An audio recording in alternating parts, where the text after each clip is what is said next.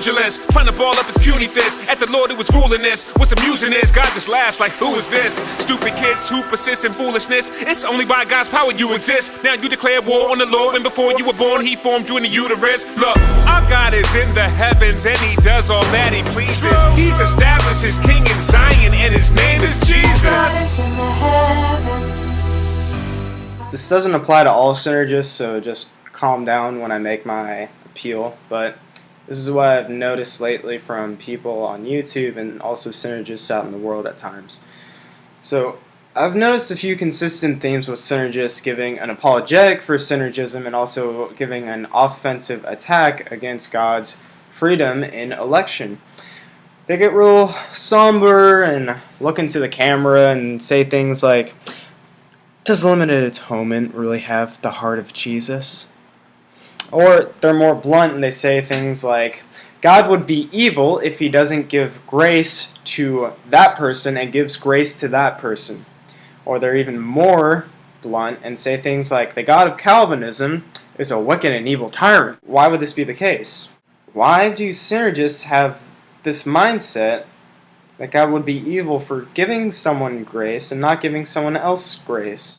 Let me give you a real-life example of my thought process when listening to synergists that demand God's grace. I work at an ice cream shop and I scoop ice cream for people that come in there. One day there was this one mother who comes in with her child. The child asks his mom if he could get a regular scoop instead of a kid scoop so that he could get more ice cream. He wanted more ice cream. The mother responds to him and says, no, you're going to get a kid scoop. And then the child reacts by yelling and pleading and trying to convince his mom to give him a bigger scoop of ice cream. Now, when the mother refuses, he cries and cries and eventually says to his mother, I hate you. And the child at that moment was telling his mother that she is unworthy and evil and does not deserve his love because she will not give him a bigger scoop of ice cream. He demands this from his mother, who doesn't have to give him ice cream in the first place. Now, if you see where I'm going with this, that child are all synergists who demand God's grace. What do synergists do? They rail and defame the God of Calvinism for not supplying every rebel sinner an opportunity for salvation. They whine and cry and gnash their teeth and say that a God who doesn't try to save everyone is not worthy of worship, when they forget that the word grace means God doesn't have to give you ice cream in the first place. We don't deserve ice cream. We don't deserve salvation or God's grace. And on top of that, we deserve the opposite, hell and judgment and damnation. It is a much wider chasm than a mother not having to give her child ice cream. Grace, as James White says so much and so often, grace cannot be demanded. Why can't it be demanded? Because you, Mr. Synergist, don't deserve it.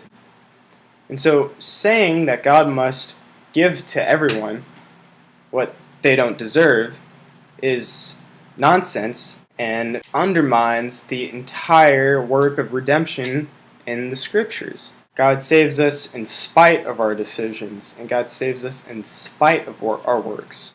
So you synergists that continue to defame and rail against Calvinism, I say to you that you're that little kid in the ice cream shop that cries and whines and tells his mother that you hate her because she doesn't give you more ice cream, something that you do not deserve in the first place. You are that whiny little brat that cannot get his mind around the free gift of what is being given to you. You synergists that continue to demand God's grace, you don't know what grace is.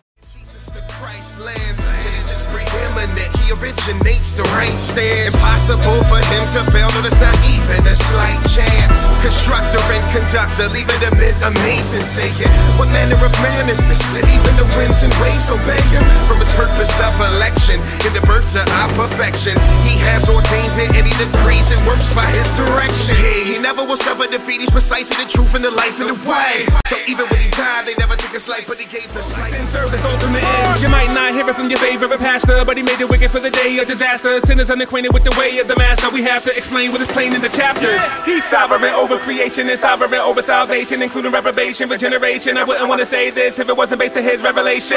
It's kinda stunning, men ignore his throne, the creatures lost it. The time is coming when the Lord alone will be exalted.